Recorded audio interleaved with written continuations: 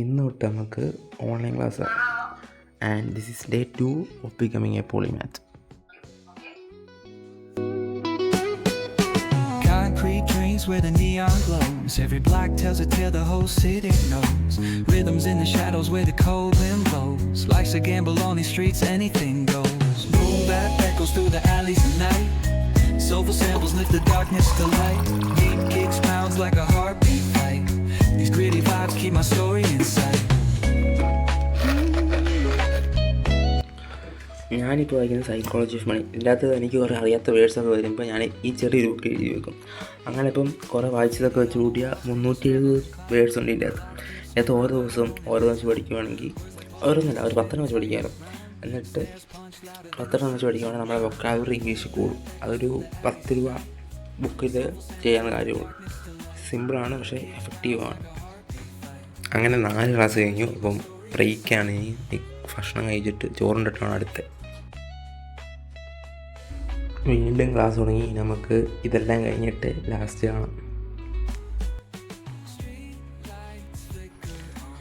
ക്ലാസ്സെല്ലാം കഴിഞ്ഞു. നമുക്ക് ജിമ്മിൽ പോകും.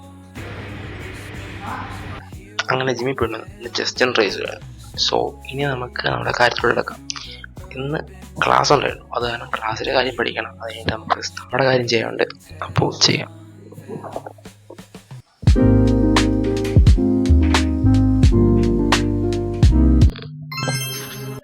സോ ഇന്നത്തെ വേർഡ് ഓഫ് ദ ഡേ ആണ് ഇൻക്രൊഡ്യൂസ്ലി. അതിൻ്റെ അർത്ഥം എന്ന് വെച്ചാൽ അവിശ്വസനീയമായി. To do something in disbelief. So ഇത് വെച്ച് രണ്ട് സെൻറ്റൻസ് ചെയ്യാൻ പറയാം. He listen to her incredulously. അവൻ അവളെ പറയുന്നത് അവിശ്വസനീയമായി കേട്ടോണ്ടിരുന്നു. ആൻഡ് സെക്കൻഡ് വൺ ആണ് the teacher asked incredulously why did all of you fail the exam. Teacher അവിശ്വസനീയമായി എല്ലാവരോടും ചോദിച്ചു നിങ്ങളെല്ലാം എന്താ തോറ്റിയെന്ന്. സോ ഇങ്ങനെ ഓരോ ദിവസവും ഒരു വേർഡ് വെച്ച് പഠിച്ചാൽ മതി, നമ്മുടെ വൊക്കാബുലറി കൂട്ടാൻ പറ്റും. ആൻഡ് ഇന്നത്തെ വേർഡാണ് ഇൻക്രൊഡ്യൂസ്ലി. കഴിഞ്ഞ ദിവസത്തെ ഫ്രൈഡ് റൈസ് ചൂടാക്കി കഴിക്കാം.